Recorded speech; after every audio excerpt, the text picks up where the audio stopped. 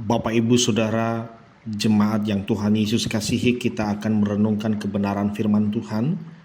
Namun sebelumnya mari berdoa. Bapa di surga, Tuhan Yesus yang baik, kami bersyukur anugerah kasih sayang Tuhan kembali kami rasakan. Engkau memberi nafas kehidupan, kekuatan, kesehatan, dan kecukupan bagi kami anak-anak-Mu. Sebelum kami melakukan tugas aktivitas, kami hendak merenungkan kebenaran firman-Mu. Berkati urapi kami agar mengerti dan mampu melakukannya dalam kehidupan kami. Terima kasih ya Tuhan, berfirmanlah, kami siap mendengarnya. Amin. 2 Samuel 6 ayat 7. Maka bangkitlah murka Tuhan terhadap Usa, lalu Allah membunuh dia di sana karena keteledorannya itu. Ia mati di sana dekat tabut Allah itu. Saudara yang Tuhan Yesus kasihi, bacaan firman ini kita renungkan dengan tema Allah murka karena keteledoran Usa. Siapakah Usa? Usa adalah putra Abinadab. Usa yang berarti kekuatan, mempunyai saudara bernama Ahyo, berarti saudara. Kedua putra Abinadab ini menjadi tokoh penting dalam peristiwa pemindahan tabut perjanjian yang berakhir tragis. Bahwa Israel dan Filistin melakukan pertempuran yang panjang. Israel mengalami kekalahan besar, 30.000 pasukan Israel yang berjalan kaki gugur. Kemudian orang Filistin berhasil merebut tabut perjanjian sebagai simbol hadirat Tuhan yang selalu membawa kemenangan Israel. Orang Filistin memindahkan tabut perjanjian ke kuil Dagon, dewa mereka di Asdod.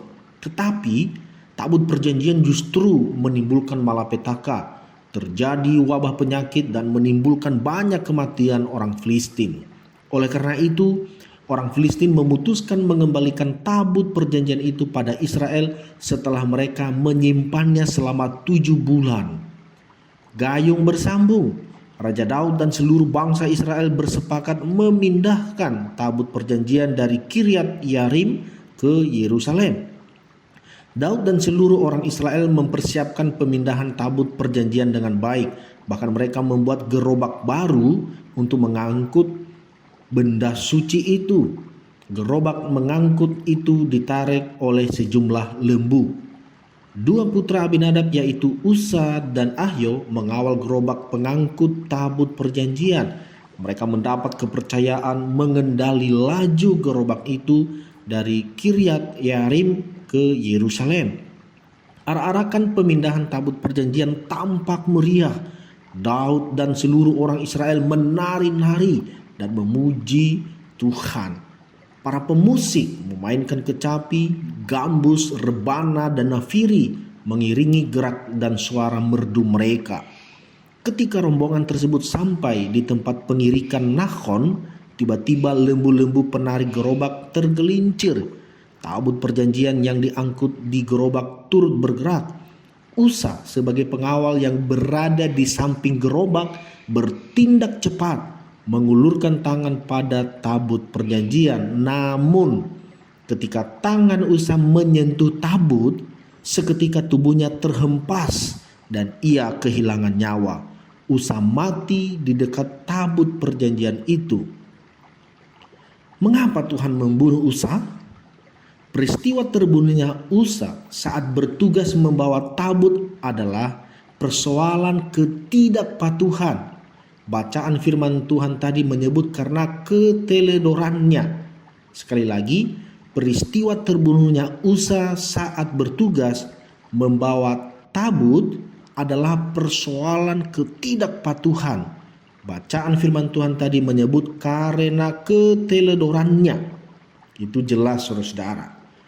Usa menjadi bagian dari keseluruhan bangsa Israel yang tidak mematuhi perintah Tuhan. Mereka cenderung melakukan apa yang mereka anggap benar. Bapak, Ibu, Saudara, jemaat yang Tuhan Yesus kasihi, peristiwa kematian tragis Usa telah membuat Daud belajar banyak hal. Daud belajar hal yang sangat berharga, bahwa setelah beberapa waktu Daud melanjutkan niatnya memindahkan tabut perjanjian ke Yerusalem. Daud mengambilnya dari rumah Obed Edom, tempat ia menitipkan tabut itu setelah peristiwa Peres Usa. Kali ini Daud memberi instruksi bahwa tidak ada yang boleh membawa tabut perjanjian selain orang Lewi.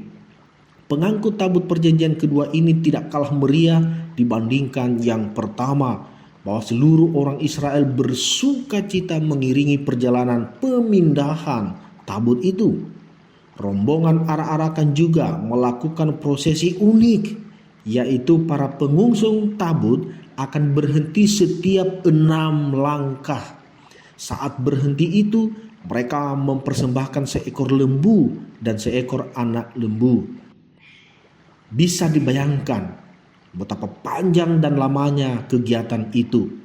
Berkaitan dengan hal ini, penafsir Alkitab menyatakan bahwa hal tersebut merupakan bentuk kehati-hatian dan kewaspadaan supaya tidak ada lagi pelanggaran dan orang yang mati.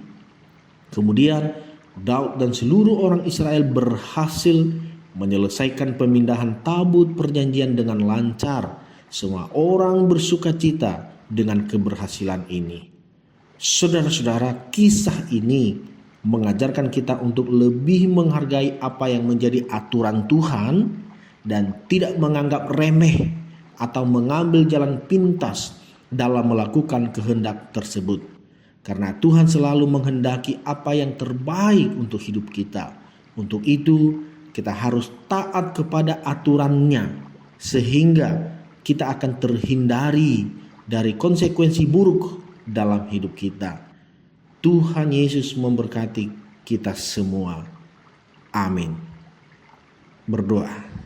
Tuhan Yesus, terima kasih untuk firman-Mu. Biarlah kami belajar dari peristiwa Usa dalam mengangkut tabut perjanjian. Kiranya kami dapat maknai dalam kehidupan kami untuk senantiasa mematuhi, taat kepada semua perintah firman-Mu, agar kami terhindar dari konsekuensi buruk. Kami sungguh tidak ingin mengalami malapetaka musibah. Kami hanya ingin menerima anugerah-Mu, berkat-Mu ya Tuhan. Karenanya biarlah kami senantiasa taat kepada perintah firman-Mu. Terpujilah Engkau ya Tuhan.